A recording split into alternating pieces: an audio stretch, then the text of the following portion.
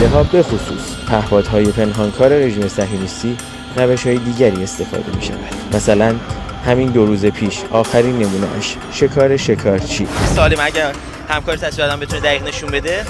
ببینید اینها هم بخش از الیاف جاذبه امواج داره. بعد این الیاف زوزنقه‌ایه که حالا وزن दोस्तों cease fire तो हुआ ईरान और इजराइल के बीच, लेकिन आपको याद होगा कि रूस के विदेश मंत्री ने कहा था ये सीज फायर कब तक चलेगा। ये सवाल इसलिए उठा था क्योंकि दोनों ही देशों में जिस तरह का तनाव उसे देखकर लगता नहीं है सीज फायर ज्यादा दिन तक चल पाएगा। और देखिए सीज फायर का उल्लंघन भी हुआ, एक ड्रोन मार गिराया गया है। कहां ड्रोन मार गिराया, किसका ड्रोन था, किसने मार गिराया, ये तमाम चीजें आपको दिखाने जा रहा हूं कहां सीज फायर का उल्लंघन हो गया। इसके साथ साथ कई महत्वपूर्ण खबरें निकलकर सामने आई, क्योंकि एक तरफ ईरान का एयर स्पेस खोला गया तो वहीं इजराइल में भी अब जो रोजमर्रा की जो प्लेन्स उड़ते थे, जो बंद हो गए थे इस 12-13 दिन तक, वो फिर से सुचारू रूप से चल रहे हैं। एयरपोर्ट खोल दिया गया है। अब आपको तादाद दिखाने जा रहा हूं कि क्या अपने लोगों पर, क्या अपनी देश पर भरोसा अब भी है इन लोगों को, क्योंकि इजराइल में जनता आ रही है या जा रही है वो दिखाने जा रहा हूं। और भारी नुकसान जो हुआ है ईरान के हमले में, वो भारी नुकसान सिर्फ इस बात का नहीं कि इंफ्रास्ट्रक्चर उड़ गया, इंफ्रास्ट्रक्चर के साथ साथ बम गिराने में कितनी महत्वपूर्ण भूमिका निभाई गई और कितना आर्थिक तौर पर कमजोर हुआ ईरान हुआ या इजराइल, वो भी आपको दिखाने जा रहा हूं। कई महत्वपूर्ण खबरें इससे भी जुड़ी हुई हैं कि इजराइल लगातार दावा कर रहा है कि अगर ईरान के साथ आगे संघर्ष हुआ तो उसके लिए हथियार इकट्ठे करने होंगे। क्यों? क्योंकि चीन के साथ ईरान एक बहुत बड़ा सौदा करने जा रहा है, जिसका खुलासा होने के बाद पूरे इजराइल में हड़कंप मच गया है। नमस्कार, मैं हूं प्रज्वल गौतम और आप देख रहे हैं the live TV. The live TV, सच सबसे आगे।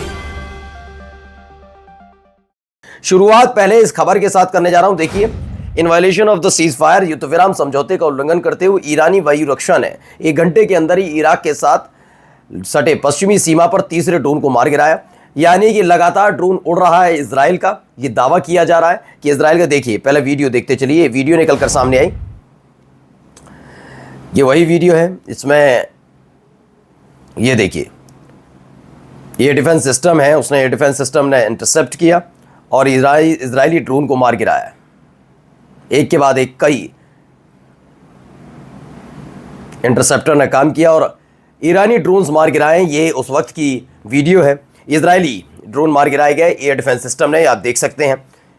क्योंकि अब बताइए, सीज फायर की जो बात बार बार कही जा रही थी, कहीं से आपको सीज फायर नजर आ रहा है? ये इजराइल ड्रोन क्यों भेज रहा है बार बार? इस बात पर सवाल है। उसको लग रहा है सब कुछ शांत हो गया, भेज दो, अब शांति के साथ निपटा दिया जाएगा। ये इजराइल लेबनान के साथ भी कर चुका है। आपको याद होगा जब हिजबुल्लाह के साथ उसका सीज फायर हुआ था, उसके बाद उसने वहां पर भी ऐसी ही हरकत की थी। एक और तस्वीर निकल कर आई, देखिए। जब इजराइल का ड्रोन गिरा, एक के बाद एक गिरे, तो उसमें आग लग गई। उसके बाद की वीडियो निकल कर सामने आई। कई और तस्वीरें भी इसमें निकल कर सामने आई हैं। ये देखिए एक वीडियो।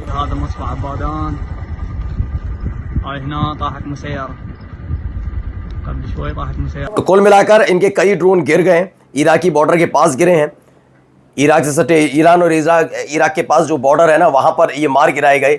ईरान ने मार गिराए हैं, ईरान के डिफेंस सिस्टम ने। तो ये अब आप बताइए, सीज फायर का जिक्र जो बार बार हो रहा था, कैसा सीज फायर, कहां का सीज फायर, आप समझा दीजिए, खुद ही समझाइए कहां का सीज फायर बचा। अब आइए, पहले मैं आपको दिखाने जा रहा हूं खबर, ये जुड़ी हुई महत्वपूर्ण खबर है। ये देखिए, ये बताया गया एनिमी मीडिया सोर्सेज, यानी कि मतलब ये इजराइल के सोर्सेज से बताया, बेन गुरियन हवाई अड्डा फिर से खोल दिया गया है। इजराइल का बेन गुरियन हवाई अड्डे पर अब लोग आ रहे हैं। हवाई अड्डे पर लगभग 14,000 यात्री गुजरे। इनमें से 5,000 ऐसे थे ट्रैवलर्स जो देश छोड़कर चले गए। उनमें डर है इस बात को लेकर। अभी भी इजराइल पर भरोसा नहीं, क्योंकि भाई इजराइल के हालात तो वहाँ बिगड़े हुए हैं ही। अब देखने दिखाने को तो कुछ बचा नहीं। अब ऐसे में देश छोड़कर भाग रहे हैं लोग, कुछ इस तरह के हालात हैं। आइए, खबर बहुत बड़ी है। ये ऑक्यूपाइड फिलिस्तीन स्मोट्रिच कहते हैं ईरान के खिलाफ ऑपरेशन की लागत लगभग 20 मिलियन शेकेल तक पहुंच गई है, जबकि गिरने वाली मिसाइलों से नुकसान 4 से 5 बिलियन शेकेल के बीच था। सोचिए, मिसाइलों से जो नुकसान हुआ वो 4 से 5 बिलियन शेकेल तक था, जबकि ऑपरेशन की लागत 20 बिलियन शेकेल तक पहुंच गई। अब बताइए कितना बड़ा हो गया इनका नुकसान, इतना आर्थिक तौर पर कमजोर हो गया। एक दिन पहले भी मैंने आपको रिपोर्ट दिखाई थी, $1.3 बिलियन का खर्च हो गया इसी में। यानी अर्थव्यवस्था के एक ऐसे मोड़ पर आकर इजराइल ईरान के साथ युद्ध के बाद खड़ा है कि जिसकी भरपाई करना बड़ा मुश्किल है। उसकी देखिए तस्वीर भी देख लीजिए, कैसे हालात है वहां पर, देखते चलिए। ये देखिए,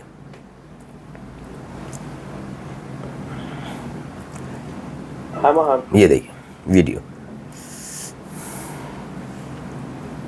तो हर तरफ आपको बर्बादी नज़र आ रही होगी, देखते चलिए। ये है पूरा ये रमत खान इलाका है तेल अवीव का। वहाँ पर ईरान की मिसाइल गिरने के बाद इस तरह के हालात थे, इसलिए बार बार दावा किया जा रहा है कि ऐसे हालात है। देखिए, एक इजरायली एरोन टीपी ड्रोन मार गिराया, उसकी भी खबर आई, कैसे मार गिराया देखते चलिए। پهپادهای پنهانکار رژیم صهیونیستی روش‌های دیگری استفاده می‌شود. مثلا همین 2 روز پیش آخرین نمونه‌اش شکارچی، پیچیده‌ترین پهپاد اطلاعاتی رزمی رژیم. این پهپاد هرون ساقط شد. दरअसल बताया माजिद एयर डिफेंस सिस्टम से इसराइल का हेरोन टीपी ड्रोन मार गिराया गया। उसके बाद की तस्वीरें आपको दिखाने जा रहा हूँ। देखिए, इसी में रिपोर्ट में आपको नजर आएगी वो तस्वीर। ये तस्वीर आपको देख सकते हैं कि यहाँ पर कैसे ये मार गिराया गया। ये 298 लिखा हुआ है इस पर, ये वही हेरोन टीपी इनका डिफेंस ड्रोन है जो मार गिराया गया है। यानी अभी भी लगातार इसराइल मान नहीं रहा है। अब आइए अलग अलग खबरों की तरफ थोड़ा रुख करते हैं और क्या खबरें हैं इसमें देखिए। पहले आया हिब्रू अखबार है इजराइल का, उसमें था एक इजरायली कैदी के पिता हैं, उन्होंने कहा मैं नेतन्याहू से कहता हूं कूटनीति से ही मेरे बेटे की जान बचाई जा सकती है। कैदी कौन? जो हमास के कब्जे में है। अब वो कहने कि इतने लंबे समय हो गया, मैं कहता हूं कि कूटनीति के जरिए गजा से हमास से बात कीजिए, उसके बाद बच्चों को वापस लेकर आइए। वहीं इजरायली चैनल 13 नेतन्याहू को उम्मीद है कि कल गजा और कैदी रिहाई अभियान को आगे बढ़ाने में विचार विमर्श होगा। यानी अब इस तरफ भी, क्योंकि लगातार अंदर से आवाज़ें उठ रही हैं, इसलिए ईरान की पुलिस की तरफ से कहा गया है तेहरान मेट्रो पुलिस को एक व्यक्ति मिला है जो मेट्रो के अंदर घूम रहा था, संदिग्ध व्यक्ति है, उसे गिरफ्तार किया गया। उसके टेक्निकल उसके पास कुछ उपकरण मिले हैं, मोबाइल फ़ोन की जांच की गई है, उस पर कई महत्वपूर्ण जानकारियां भी सामने आई हैं। ये व्यक्ति इलेक्ट्रॉनिक चिप का इस्तेमाल करके सैन्य और संवेदनशील स्थलों की रिकॉर्डिंग कर रहा था, अज्ञात नंबरों पर भेज रहा था और हिब्रू में आदेश प्राप्त कर रहा था। यानी कि इनका मानना है कि वो इजराइल का कोई ना कोई स्पाई हो सकता है। जांच पूरी करने के लिए आरोपी को जब्त उपकरणों के साथ सक्षम पुलिस और न्यायिक प्राधिकरण को सौंप दिया गया है, ऐसा दावा किया जा रहा है। वही एक बहुत बड़ी खबर इसी बीच आ जाती है। पाकिस्तानी मीडिया का दावा है कि ईरानी रक्षा अधिकारी गए वर्तमान में 4.5 पीडी यानी 4.5 4.5 जनरेशन के 4.5 जनरेशन के J-10C फाइटर जेट्स का निरीक्षण करने के लिए चीन में गए हैं। क्या ये लेने जा रहे हैं? क्या ईरान चीन से 4.5 जनरेशन का J-10C लड़ाकू विमान खरीदने जा रहा है? बड़ी खबर है, क्योंकि इसी बीच इजराइल के रक्षा मंत्रालय की तरफ से भी आया कि हम ईरान के साथ अगले युद्ध के लिए यानी तैयार बैठा हुआ है, युद्ध के लिए हथियारों की तोड़ शुरू कर दी है। वहीं ट्रंप का मानना है कि ईरान और इजराइल के बीच युद्ध खत्म हो चुका है, इजराइल और ईरान के बीच संघर्ष फिर से शुरू हो सकता है, शायद जल्दी। ऐसा मानना है, बिल्कुल हो सकता है। अमेरिकी विदेश मंत्री ने कहा कि हम अगले हफ्ते फिर ईरानियों से बात करेंगे और हम एक समझौते पर हस्ताक्षर कर सकते हैं, ऐसा दावा वहां पर किया जा रहा है। इन सब के बीच देखिए क्या क्या प्रोपेगेंडा चलाया जा रहा था, इससे समझिए। न्यूयॉर्क टाइम्स की खबर थी, supreme leaders absence raise alarm in Iran. जबकि कहीं पर भी खामेनेई साहब नहीं गए, पूरे पश्चिमी मीडिया ने इस खबर को चलाया ईरान को तोड़ने के लिए कि ईरान के लोगों तक खबर पहुंचे। ये प्रोपेगेंडा का जो खेल होता है वो आपको समझाऊंगा अभी, पहले इस बात को समझिए। द न्यूयॉर्क टाइम्स की ये खबर है, supreme leaders absence rise alarm in Iran. इस तरह का एक माहौल क्रिएट किया जाता है मीडिया के जरिए कि जिस देश से संघर्ष हो रहा है, अगर वो ताकतवर भी है तो वहां पर ऐसे हालात पैदा कर दो कि जनता ही उग्र हो जाए, उसे लगे कि हाँ हम तो खत्म होने के कगार पर है। ऐसा ही किया कि खामेनेई साहब बंकर में चले गए, गायब हो गए, कभी तो उनकी मरने की खबर भी चला दी थी कि इंतकाल हो गया उनका, शहीद हो गए, बहुत सारी चीजें हुई थी। वो बात अलग है कि जिन जिन ने चलाया उनके मुंह पर चेहरे पर कालिक पुती बाद में, ये एक प्रोपेगेंडा चलाया गया था। प्रोपेगेंडा कैसे चलता है, ये हिटलर के ज़माने से लेकर स्टालिन वगैरह सबका पूरा आप जाकर देखिए, द्वितीय विश्व युद्ध के सेकेंड वर्ल्ड वॉर के दौरान कैसे चलाया गया था प्रोपेगेंडा, कैसे अमेरिकन इस प्रोपेगेंडा को चलाते थे और कितने देशों को बर्बाद किया था, वो जाकर आप देखिएगा, पता लगेगा आपको कि कैसे प्रोपेगेंडा के आधार पर ही अमेरिका राज करता रहा। अब अमेरिकन इन्वॉय हैं स्टीव विटकॉफ, ये क्या कह रहे हैं इनकी बात ज़रा मैं बताता हूँ। ये अमेरिकन दूत हैं स्टीव विटकॉफ, कहते हैं हमें भरोसा है कि हम जल्द ही अब्राहम समझौते में शामिल होने वाले देशों के बारे में बड़ी घोषणाएं करेंगे। हम ईरान के साथ व्यापक शांति समझौते को लेकर बहुत उम्मीद लगाए बैठे हैं, वो इसके लिए तैयार हैं। CIA निदेशक जॉन रैटक्लिफ ने कहा है कि हमारे पास मौजूदा खुफिया जानकारी के मुताबिक हम पुष्टि कर सकते हैं ईरान का परमाणु कार्यक्रम को गंभीर नुकसान पहुंचा और कुछ सुविधाएं नष्ट हो गई हैं, ऐसा दावा किया जा रहा है, जिसका खुद भी आगे आकर देखिए यहाँ पर भी कंफर्म कर रहे हैं। Yes, our nuclear installations have been badly damaged. That's for sure, because it has come under repeated attacks by Israeli and American aggressors.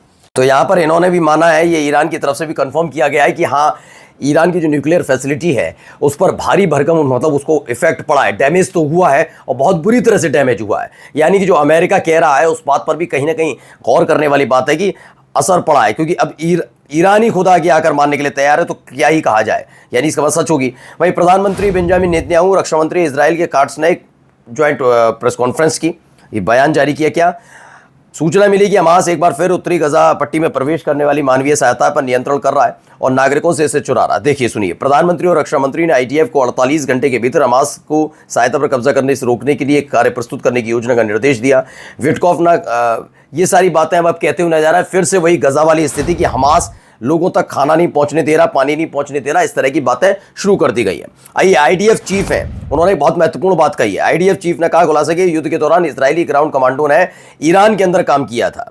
ठीक है, इयाल जमीन ने कहा कि बलों ने मतलब जो सुरक्षा बलों ने ईरानी आसमान और क्षेत्र पर पूर्ण नियंत्रण हासिल कर लिया। परमाणु कार्यक्रम को होने वाले नुकसान को सर्जिकल नहीं बल्कि प्रणालीगत बताया और कसम खाई कि इजराइल ईरान को सामूहिक विनाश के हथियार विकसित करने की अनुमति नहीं देगा। अब यह युद्ध, अभी आपको लग रहा है कि सीज फायर में सब कुछ शांत, लेकिन जिस तरह के हालात इजराइल लगातार बना रहा है ड्रोन के जरिए, कभी किसी और चीज के जरिए, लगता है कभी भी युद्ध भड़क सकता है। नमस्कार। द लाइव टीवी, सच सबसे आगे।